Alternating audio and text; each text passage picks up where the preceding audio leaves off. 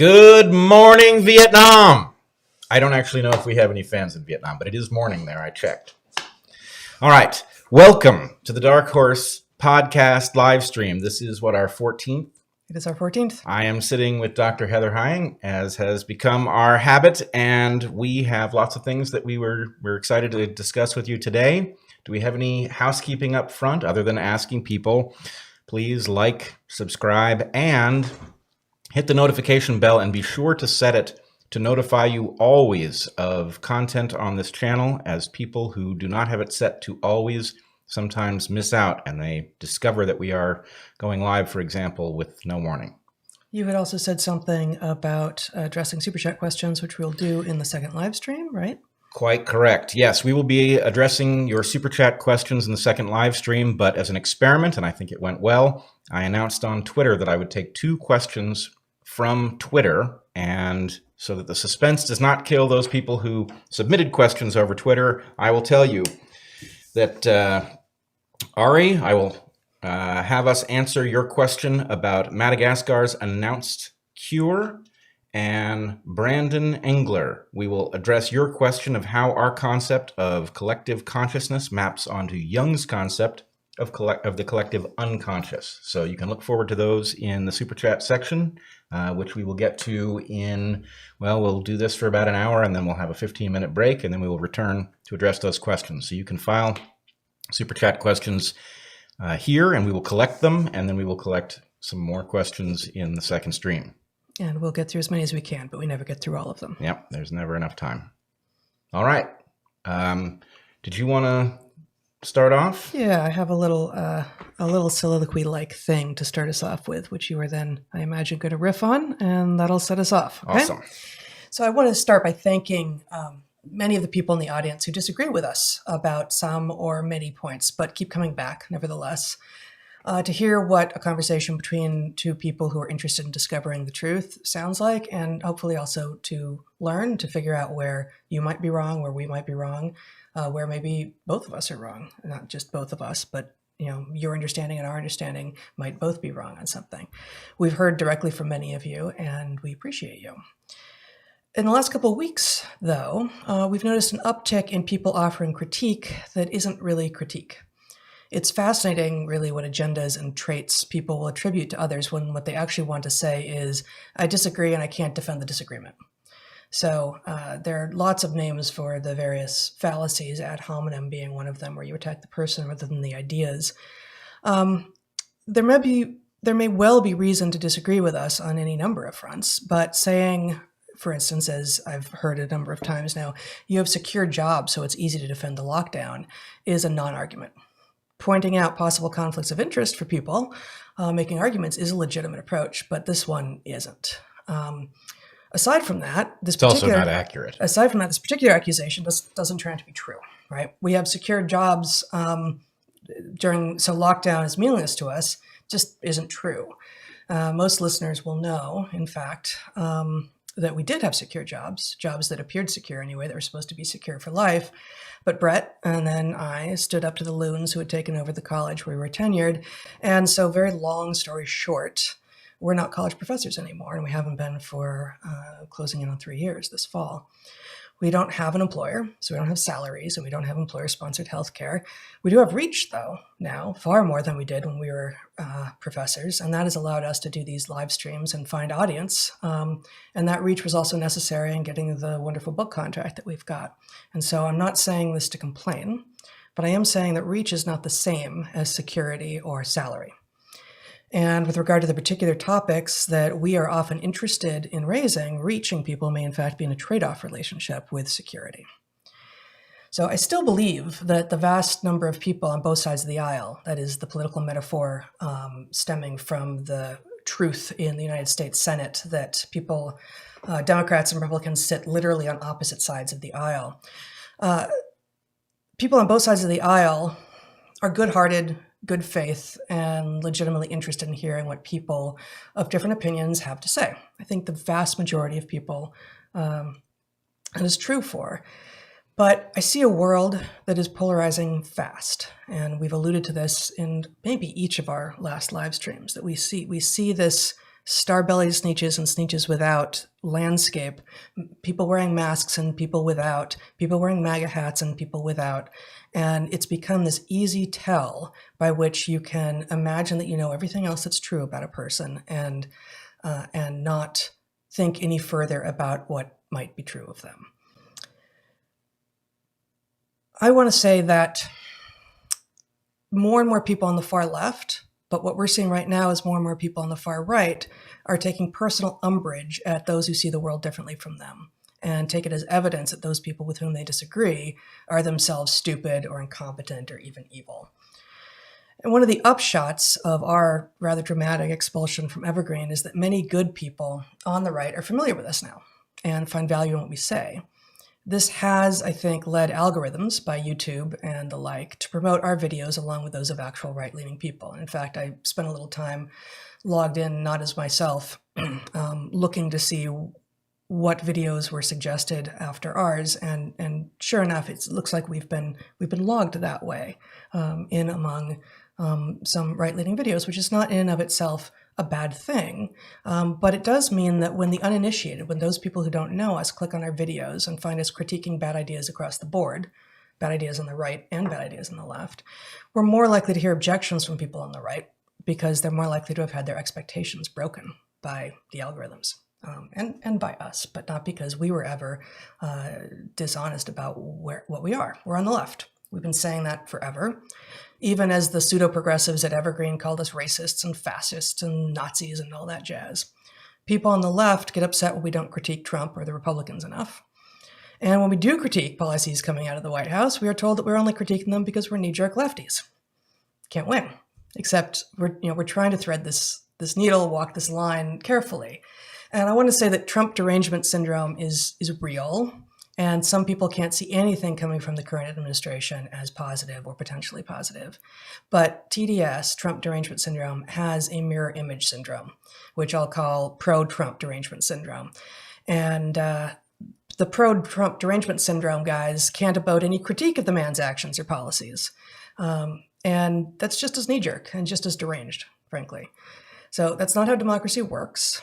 It's not how we, any of us, not just Bret and me, but any of us refine our understanding of the world to make it a better and better match for reality.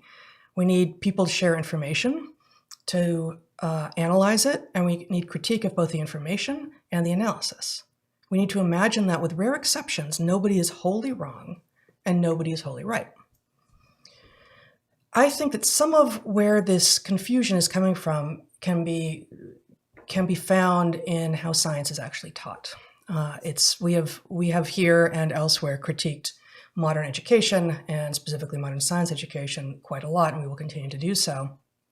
But how science is taught and therefore understood by much of the population is you're given litanies of facts to memorize at school, and you aren't offered a dive into the scientific method, which is in fact the core of science. So what you think science is a rote list of facts that are true, have always been understood to be true, and will always be understood to be true, you will think that uncertainty is failure and it's unsciency. But in fact, it's the exact opposite. Uncertainty is not failure. Total certainty, in fact, especially in the face of new and rapidly changing landscapes like the one we find ourselves in with this pandemic, is anti-scientific. Total certainty will likely sell soda and chips and anxiety and despair, but it's not going to help anyone gain understanding. It's like everyone wants superheroes and supervillains, but has never actually fact-checked to see if they've ever met any of those. Not only are superheroes and supervillains vanishingly rare, if not completely non-existent, news accounts are often going to be a mixed bag as well, as are scientific results. This is to be expected. This is what complexity looks like. Demanding certainty and categorical results is a juvenile position. What you'll get if you demand certainty and categorical results is garbage sold to you and less understanding of what the world is, how it works, and how you might change it for the better. So in conclusion, before I hand off to you, we're going to be wrong sometimes.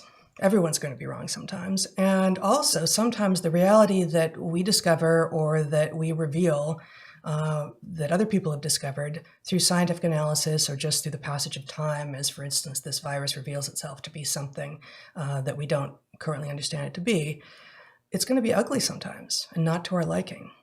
That everyone is sometimes wrong first, and that reality is sometimes ugly are universal truths. You can't change reality, though, by denying it or by calling the people talking about it bad names or ascribing motives to them that don't exist or are irrelevant to the conversation. You could, however, understand that reality as best as you can and use that newfound knowledge in useful and honorable ways. Wow, that's excellent. There's a lot there that gives voice to some things I've been thinking as well. I didn't get all the way to coming up with a name for whatever the mirror image of Trump derangement syndrome is, but I have been thinking, I have never seen anything like this before. The idea of a president who is beyond critique is an absurdity, and we can argue whether, Trump is much more deserving of critique than others who might inhabit the office. But nonetheless, the very idea that you can't critique him without evidencing some sort of a confusion or a hidden agenda or something like that is very upsetting. And I think there's a way in which it actually emerges from the man himself.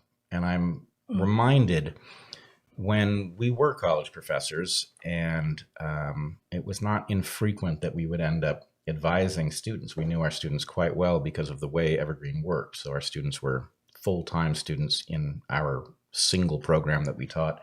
And, we knew them all by name. We knew many of their lives pretty well. And they would ask us for advice. And one of the pieces of advice that I found myself giving very frequently was, don't even consider marrying anybody who doesn't have a sense of humor about themselves. They're just not marriage material, which I think is an upsetting problem because there are a lot of people in that category, and it's sad to think that they may not be appropriate for a relationship. But wow, I wouldn't elect anybody president who didn't have a sense of humor about themselves either. And while this president does an awful lot of joking, it is almost always at other people's expense, and he is incredibly thin-skinned when any critique comes his way, which, in light of the fact that he does not appear to be expert in the kinds of things that he's being called upon to navigate, is very troubling indeed. So if I can just add one final thing, you can tell very frequently what kind of person someone is based on how they deal with the discovery that they have been incorrect. Now, one thing you can do is you can rationalize and sweep it under the rug and pretend it didn't happen. Now you're wrong twice. Not only were you wrong the first time, but your claim to have always been in the position that you now hold is also wrong. So that is not an indication of character. And we will be wrong. We have been wrong here, and we have been careful, I think, each time we've been wrong in a significant way to come back and say, here's where it was, and here's how the error happened. And boy, let me tell you, it's not fun. I would very much like to be right. I don't like discovering that I'm wrong, and doing it in front of a large audience is very difficult. But the point is, wow, is it a better deal than sticking with some wrong position so as not to admit that you made an error, which is, of course, human. And it's always hard to navigate. When do you say, I'm putting my internal estimation at 95% on this thing, and I'm going to go ahead and say it, and without the sort of the error bars built in. And then, okay, maybe it's that 1 in 20 times that I was wrong, and you have to come back and fix it. Or you speak in terms of uncertainties and probabilities, and more often than not numbers explicitly, but implicit numerical thinking, quantitative thinking, and that drives a lot of people crazy. Not just because, again, our educational system is so bad that most people who should completely be able to understand some quantitative thinking actually can't through no fault of their own often. But it also doesn't fit with a landscape of buy it now, get your answer, be on your way, have the thing in your back pocket that you have to say when someone asks you a question, and don't think about it ever again. There is no set and forget over in scientific discovery space. You can't do it that way. No, you can't. And in some sense, I think if we go upstream from the problem that you started out pointing us towards.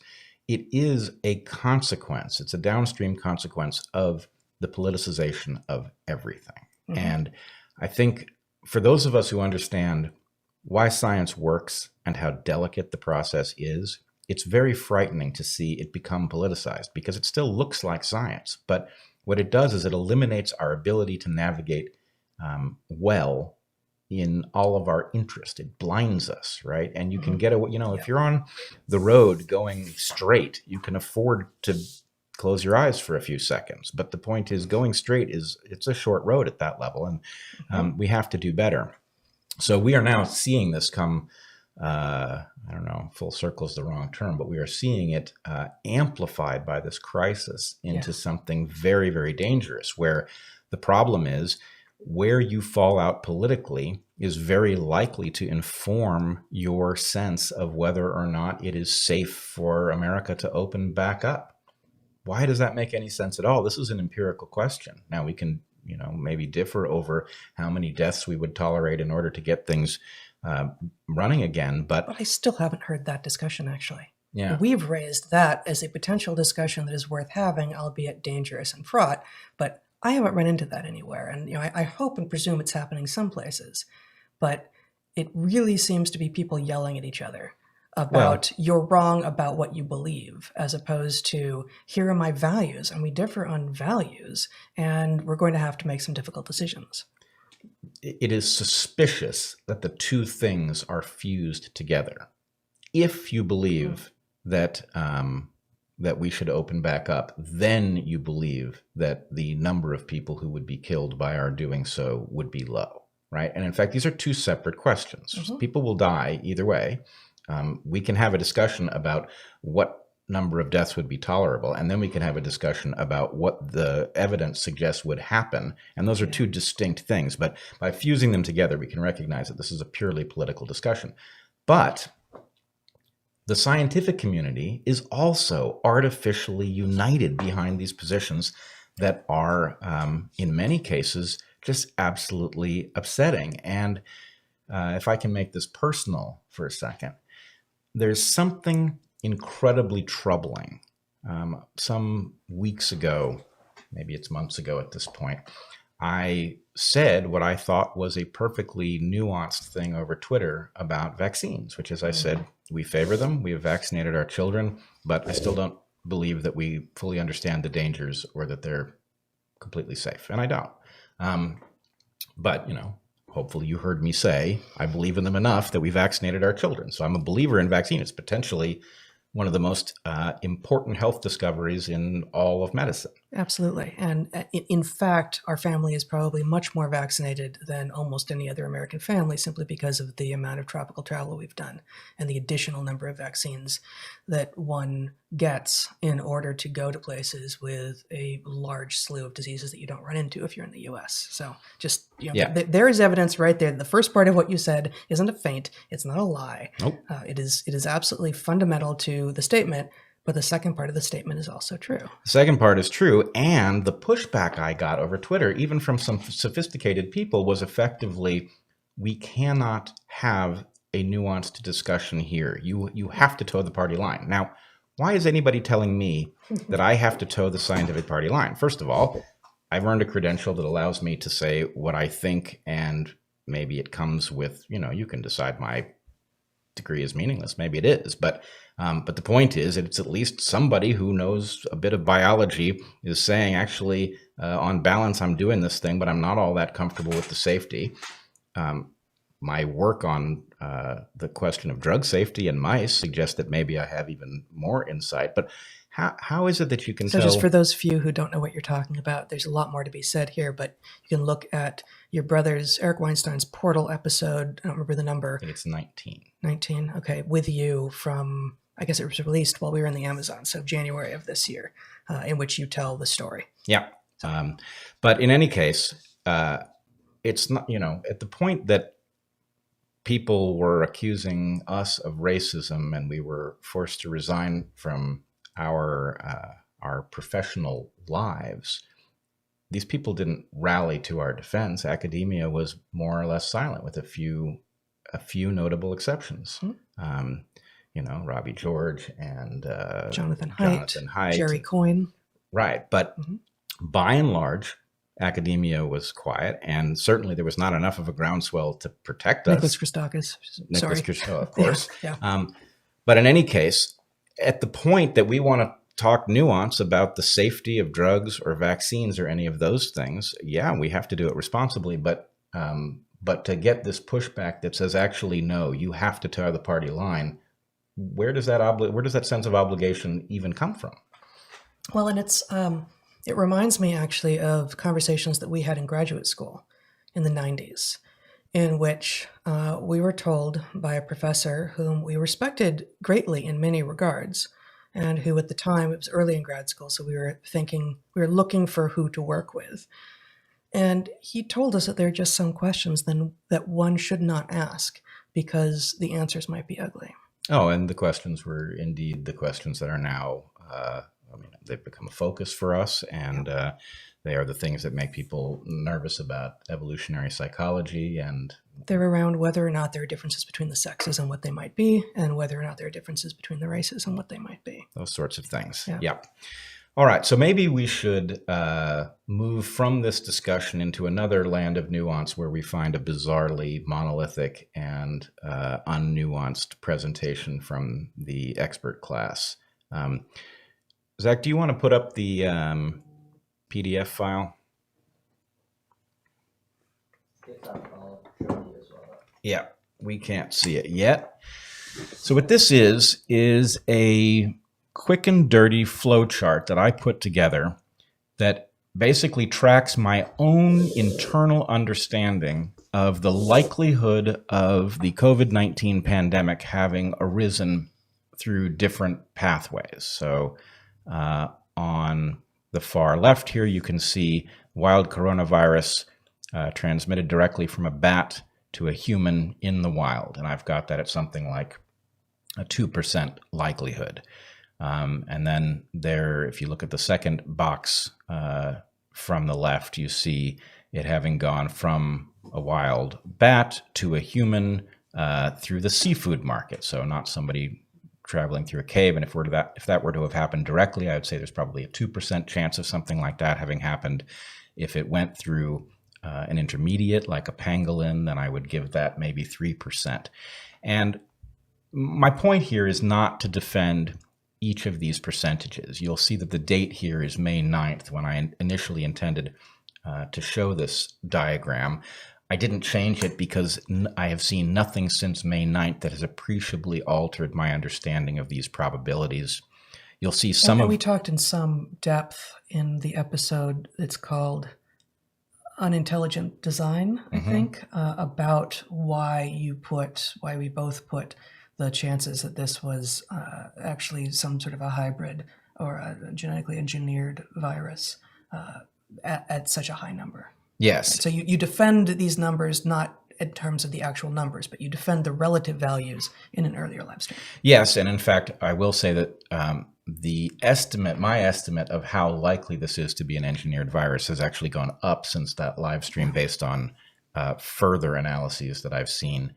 So anyway, my point here, I've got a couple of them. One is internally, whatever dialogue you're having with yourself, you'd be wise to put together something like this. A, so you can track the change in your opinion over time and you don't fool yourself into thinking that you've believed X, Y, or Z all along. B, it allows you to step away from the artificial certainty that colors many of the discussions that we find ourselves having, right? So in my mind, I know from the fact that I actually went through the exercise of putting this on paper that I think that there's close to a 90% chance that this was an accidental escape from a laboratory.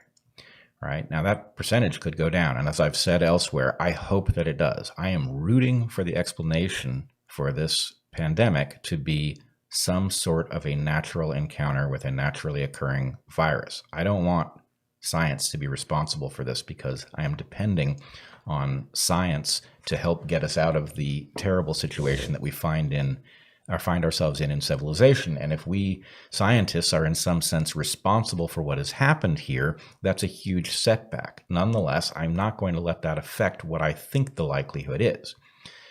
My second point here would be, why is it that as trained biologists, yes, we are not virologists, we are not epidemiologists, but as trained biologists looking at the vast quantity of information and analysis available to us, you and I come out so far from the established community of virologists who, for all I can tell, those who are involved in being paid as virologists at top tier places are united in their claim that this couldn't have come from the lab in either of the labs in Wuhan. And even the wagons are circled. Even if they are correct that it didn't, I can't see where they would come out with it couldn't have, right? How do you get to a 0 or 100% probability? Right. Now, were you in the lab in the primary lab in Wuhan, the Zhengli lab in Wuhan, you might know a great deal more than the rest of the community. In other words, you might know that the sequence doesn't match anything that passed through your lab, and therefore it had to have come a different route. But how the rest of the community arrives there is very unclear in light of the fact that responsibility, if this did come through that lab, will rest with them, and therefore there's a tremendous burden for them to lie to themselves if possible, and if not, to potentially tell the world a much clearer story than makes sense. So, what I would suggest, in fact, I will call upon the virology community to do some soul searching. We ought to be a very easy pair to convince if this is actually a compelling story. If we've misunderstood something, we ought to be very easy to convince. If we are not convincible because the story isn't nearly as clear as you're painting it, it is time for people to acknowledge the ambiguity, and it is necessary that you do so, because I would like to point out what happens if you don't. If you don't acknowledge the ambiguity in this story, and the data continues to suggest a strong possibility of this having emerged accidentally or otherwise from laboratories, then the entire virology community will have rested its reputation on a false claim. And at this moment, we cannot afford to have the entire virology community compromised by a lie. So what I want to see is some acknowledgement that this is an ambiguous story. And for those of you who are not in the virology community, I want you to think about the following thing. I want you to recognize that every time you are told that this is not an engineered virus and that it didn't come through a lab, you are being told implicitly that the fact that this virus shows up first in a place that has 2 virology labs studying coronaviruses in bats is a coincidence, even though the bats in question do not occur in that location. So if nothing else, that is an amazing level of coincidence, and those who are telling us that this story is secure should acknowledge it up front. They should say, we know that this is hard to believe, but this didn't come from a lab, even though it shows up in a place where there were 2 labs it might have come from. Those labs are not widespread, and the bats otherwise do not occur in this locale. All right. You can take that. The diagram seems to be down. Okay. Can we segue from there? I promised on Twitter, maybe unwisely, to suggest an alteration in the names that we apply. I actually think that talking briefly about the critiques of the Plandemic video is a really excellent segue first. Can we go there first? Yep. So we talked last time just a little bit about the Plandemic video, the documentary that's maybe 2 hours and which has a lot of stuff in it that's just clearly ridiculous. And then the 28-minute, much shorter version that is mostly an interview with Judy. Do you know how to pronounce it? Mikovits? I think it's Mikovits. Okay, Mikovits, who is a virologist who's making a lot of remarkable claims. And we basically said last time, we're probably not going to, we were asked by a lot of people to basically take it apart piece by piece and give our critique. And we said, there's a lot wrong and there's a few things that seem right. And that leaves so much that we can't assess individually that we're really not sure that it's worth our time. So what I want to do, rather than critique it point by point, is point to, Zach, if you would put up what's on my computer screen now. This is a journalistic piece that was published in Science, one of the two major scientific journals worldwide, called Fact-Checking Judy Mikovits, the controversial virologist attacked Anthony Fauci in a viral conspiracy video. The viral conspiracy video being, I think, the 28-minute long one that we have seen. So I want to point out this is Science magazine, Science, the journal of record, where if you can get your empirical results or your theoretical results in this journal, that or Nature is where you want to be. And they say these two authors, these two science journalists, critique her points excellently, mostly. So among other things, I'll just read a couple of them. She says in the video, I was held in jail with no charges. And they revealed that she's dishonestly portraying her own history, that the charges were clear and she was in jail for a couple of days. And that's not to downplay the idea of being in jail for a couple of days, but the charges were always clear. So dishonestly portraying your own history is a red flag, for sure. She says, there was no vaccine currently on the schedule for any RNA virus that works. And we were asked about this in the Q&A last time, and we weren't sure. Someone said, oh, yeah, for sure, for other species. And these guys say, yeah, actually, there are vaccines for the following RNA viruses: influenza, measles, mumps, rubella, rabies, yellow fever, and Ebola.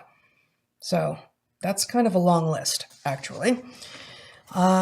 She says, wearing the mask literally activates your own virus. You're getting sick from your own reactivated coronavirus expressions. And if it happens to be SARS-CoV-2, then you've got a big problem. So when I saw this, I thought, what does she mean by coronavirus expressions? What does that even refer to? That's not a term of art in science, as far as I know. And the authors of this piece say the same thing.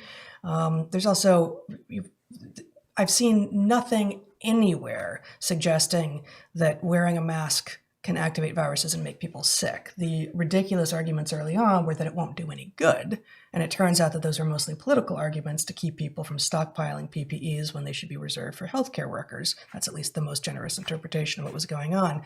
But this is the first and only time I've ever seen anyone say, actually, mask wearing itself will make you sick. And this also sounds like gobbledygook, and this is the point that you referenced last time, Bret. She says, why would you close the beach? You've got sequences in the soil and the sand. You've got healing microbes in the ocean and the salt water. That's insanity. So as regular viewers of these live streams will be aware, we also think that closing the beaches is a mistake, and has been from the beginning. But what Mikovits means by sand or soil sequences and how they might be relevant to people being healed by being out there is like I say, gobbledygook. So I think you can take that down now, Zach. That all seems like these science journalists did a really compelling job of basically point by point taking what she said in order and disabusing us, the readers, the viewers, of the sense that she has any credibility at all. But there are a few places in the same article where they make exactly the sort of circling the wagon style arguments that you were just talking about. Quote, there is no evidence this bat virus was manipulated. Believe it or not, come down on that side of the equation or not, there are plenty of people talking about it. There is a lot of evidence that's been produced across a lot of domains. So the idea that Science, the premier American journal of science, scientific communication and scientific findings, can say with no apparent irony, there is no evidence this bat virus was manipulated, in an otherwise thorough and it seems well-researched takedown of Mikovits, makes a person wonder. And there's one more of these at least. She says in the video, Mikovits says, heads of our entire Department of Health and Human Services colluded and destroyed my reputation, and the Department of Justice and the FBI sat on it and kept that case under seal.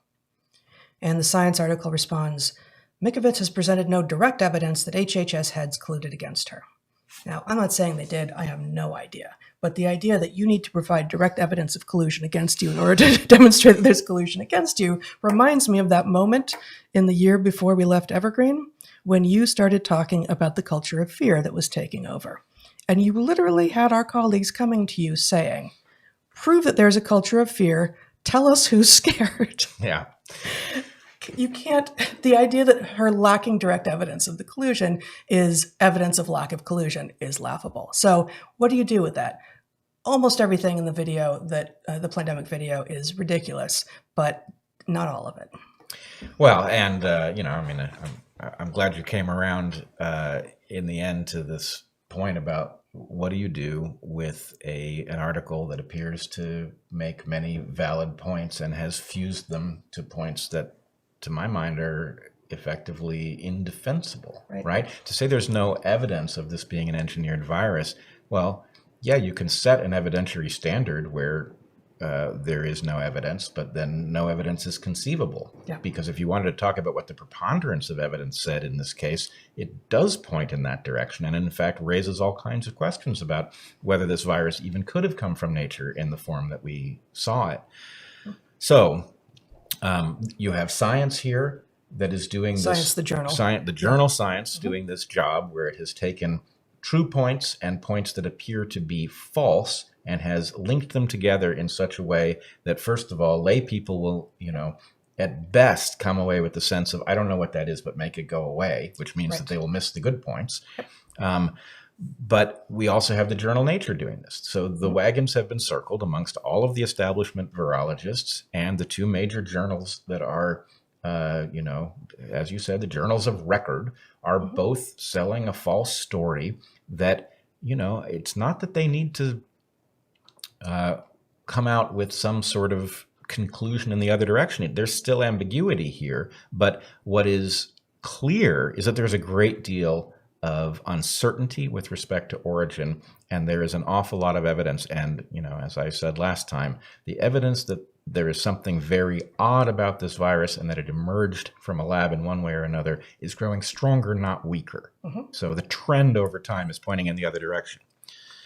All right, which does lead me to the point about the name of this virus and disease. I am increasingly troubled that a phenomenon which is affecting almost all of 7+ billion people on this planet, either directly or indirectly, is traveling under names that function as jargon. So I will argue that there are things called terms of art. These are technical terms that you actually need in order to have a proper discussion. And then there's jargon, which are terms that are artificially complicated in order to keep people who are not in the club from discussing them properly. And unfortunately, the names that we're using, both COVID-19 and SARS-CoV-2, both of these things are like something that you would label a specimen or a vial with. These are not proper terms for us to be discussing these phenomena. What's more, they're not even accurate.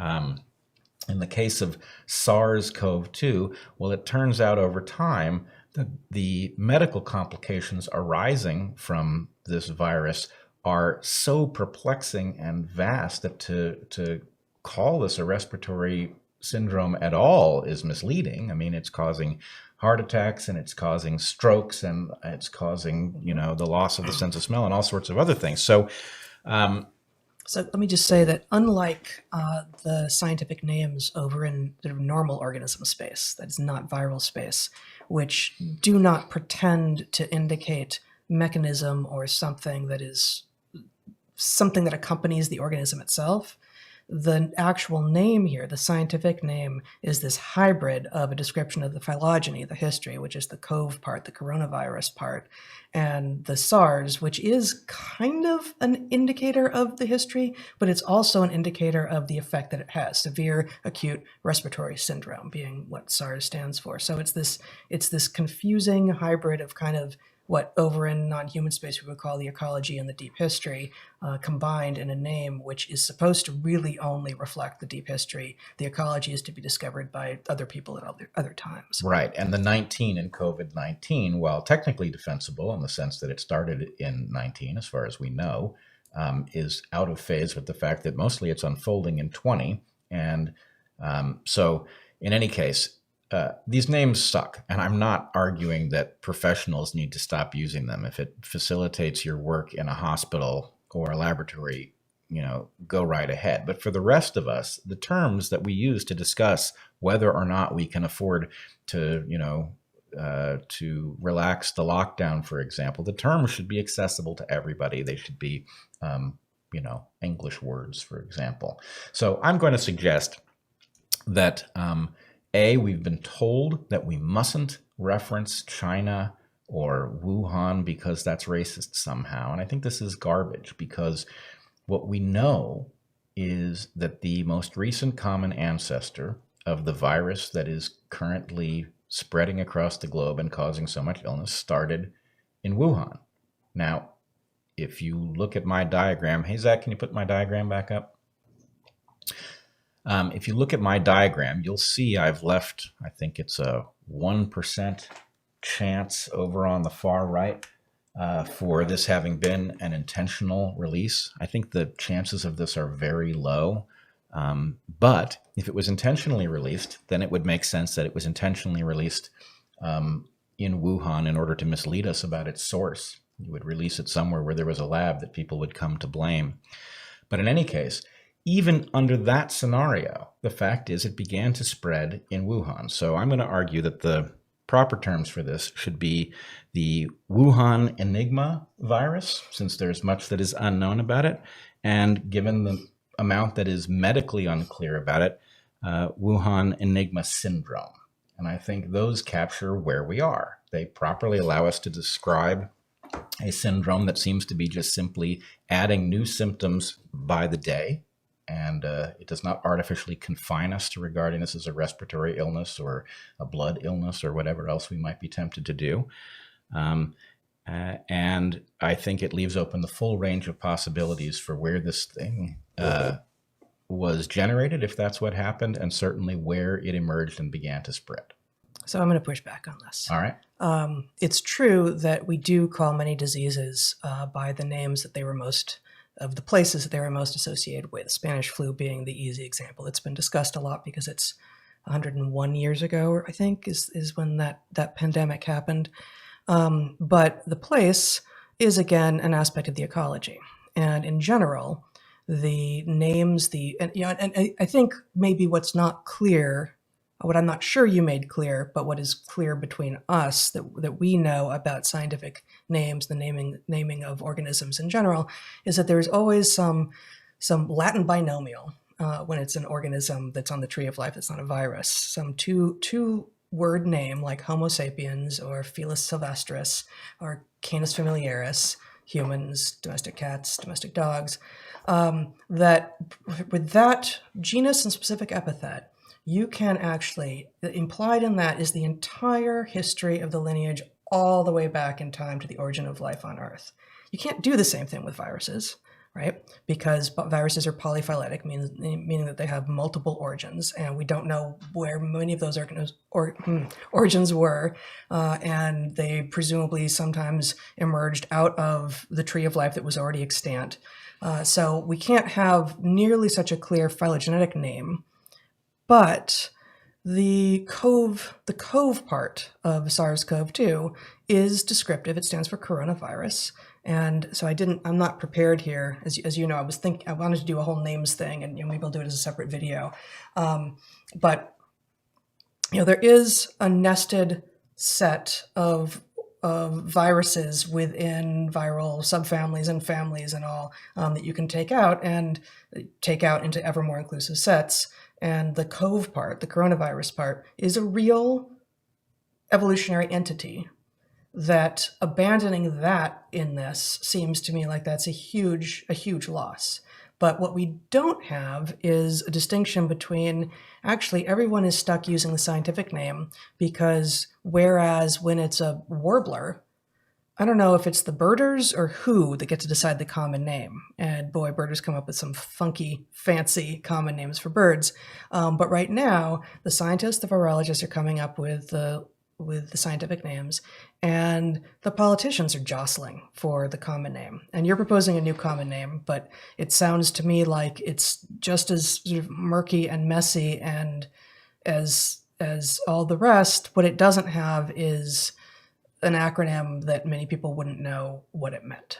But to the extent that you're defending COVID, right? Well, I was defending SARS-CoV-2. COVID-19 being the disease, right, is I think it's actually more pronounceable. So, but I was not defending the name of the disease so much, in part because I know almost nothing about how diseases tend to be named. That the name of an organism is something in which you and I both have substantial background, and we understand not only what happens, but why it tends to happen. And I think I have a fairly good grasp of sort of where the bodies are buried and what makes sense. Whereas how diseases come to be named, I know far less. And it seems to me that it is inherently political. I think this one was named by the WHO, which is another reason to dislike it. That the amount of misinformation and false starts out of the WHO does not suggest that their naming convention is one that we ought to inscribe into history. But so SARS-CoV-2, you think SARS is still an appropriate way to refer to this? Well, I think, again, I'm not prepared for this the way I have been in previous live streams when we didn't get to it. But if memory serves, SARS, which appears to be this ecological description, severe acute respiratory syndrome, which describes what people who get infected with this virus experience, has become an indicator of the place in the phylogeny. And I'm not saying that's wise, but it's a little bit like chiroptera, right? So chiroptera means hand wing. It's the Latin name for the group of mammals that everyone else knows as bats, but I use it because you've been a biologist at some point in the past, right? So hand wing describes a piece of the anatomy that allows for the ecology that is really totally descriptive of bats. That's okay, even though bats could, or tetrapods, the four-legged animals that emerge onto land, are still tetrapods even when they're snakes. It's not really accurate anymore. Snakes don't have four legs, but they're still part of that history. So if I'm right, and I'm not sure I'm right, that SARS in this case is describing a particular piece of the history of the phylogenetics, then it does belong there, even though it is a bad description of what it causes in people. All right. I don't know how many other people are going to care about this, but I've got you right where I want you. Okay, good. Because now you're telling me that SARS, even though the last S in SARS stands for syndrome, that is an appropriate phylogenetic delineator. And it can't be, because the whole point of a syndrome is that a syndrome allows us to describe the symptoms of a disease without knowing its cause. So back before HIV was understood, we knew about AIDS. AIDS was a syndrome, acquired immunodeficiency syndrome. And the point is, here is a set of symptoms, and we know you're sick with something, but we don't know what it is.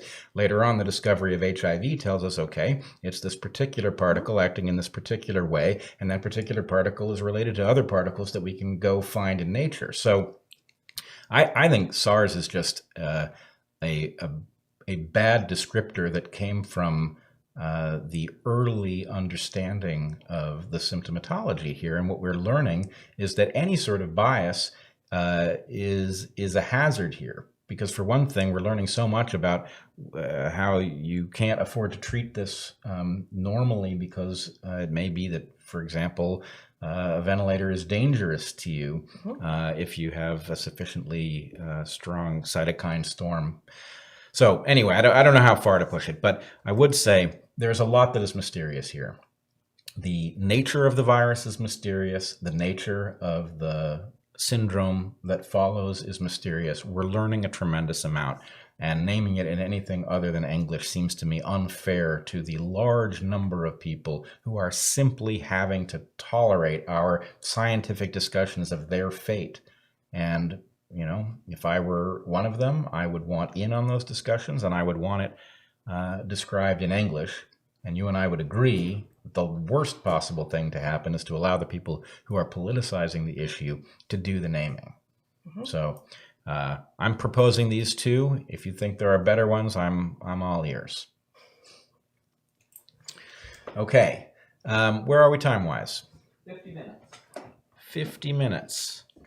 There's one set of things I want to do. I know you've got a lot more that you could go after. Nope, go ahead. Okay, well, this is in the sort of corrections addendums file. This is a break from what we've been talking about. There's no natural segue here. I have a correction if you don't get to it, but we'll see if it's on your list. Okay, well, I just have the one, really. I integrated one already into...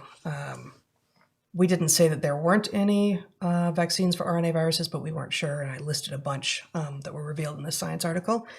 And then there's a question last time in the Q&A for Livestream 13 about a report out in the Military Times that the DoD had apparently restricted coronavirus survivors from enlisting. And we didn't know about it at the time, and we even thought, oh, Military Times, don't know if that's a legit site.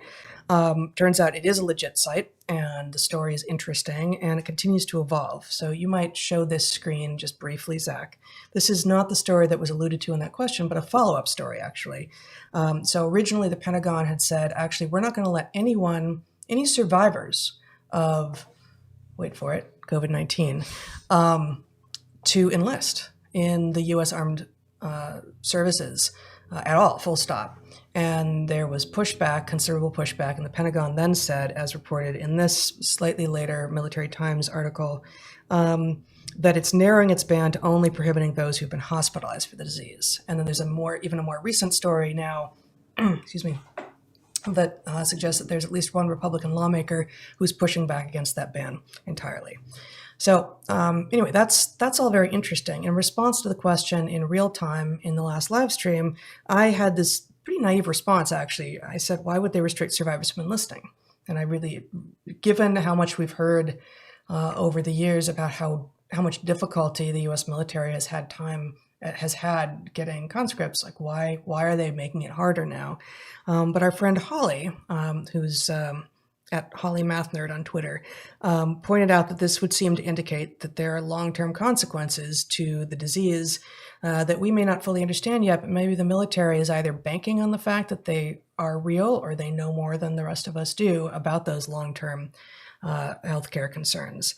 And that is actually, now that she says it, once she said it to me, I thought, oh, of course that would be the reason to restrict people who had been in this. Now they've changed it to very sick from this disease from enlisting in the future. Maybe they don't want to pay for the healthcare costs of their ongoing care if it causes long-term damage, like we have said repeatedly on this. It likely does. It seems like you want to add something here. Well, I mean, I would point out that this isn't permanent. They can certainly discover that they've been too cautious, and they can relax this rule later. I don't think it's a bad rule in light of what we don't know here. I mean, for one thing, we don't know whether or not, there's no evidence for, but it could come back for people who have had it. It could recur. And if that happens inside of a military unit under, who are housing together somewhere, that could be a major vulnerability. Absolutely. Worse if this was a bioweapon. As you may have seen on my chart, I think the chances of that are very low. Mm-hmm. It's possible that it escaped from bioweapon research, but in any case, the risk in a military context is significant enough. The rule isn't permanent, so I don't see any particular reason to complain about it. I did want to say, I think it was my error. I said I wasn't sure about the Military Times, and then I did check into it, and I found the same thing you did. It's a perfectly legitimate journalistic site. Mm-hmm. And so anyway, my apologies. Let me just say before you get to your correction. No, that was it. Oh, right there. Okay. Yep. That this same Holly, a friend of ours, I want to give a shout out to her other Twitter account, which is Great Women of Mathematics. It's at GWO Maths. And it's really quite a wonderful site in which she features women from mathematical history and their contributions.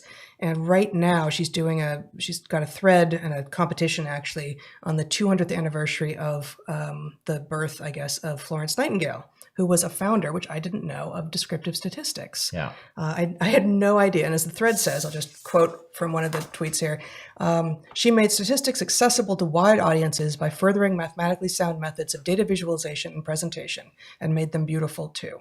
So who knew? Amazing. If you're interested at all in math and the history of it and how it has changed through time, this is a really fabulous site. Great women of mathematics. Yeah, she's a great follow on Twitter. Yeah. Totally worth it. And you will join, I don't know, is J.K. Rowling recently That's right. Yeah. tweeted about her thread? So anyway, Yeah. A very good choice on Twitter. All right. So I think that covers everything that I was looking to do here. We should take a 15-minute break, and then we can return to do... We'll come back and maybe we'll start with those 2 Twitter questions, Bret, that you polled, and then address as many of the Super Chat questions from this first live stream as we can in a limited amount of time, and then start addressing those that come in during the second live stream. All right. Excellent. We will see you shortly.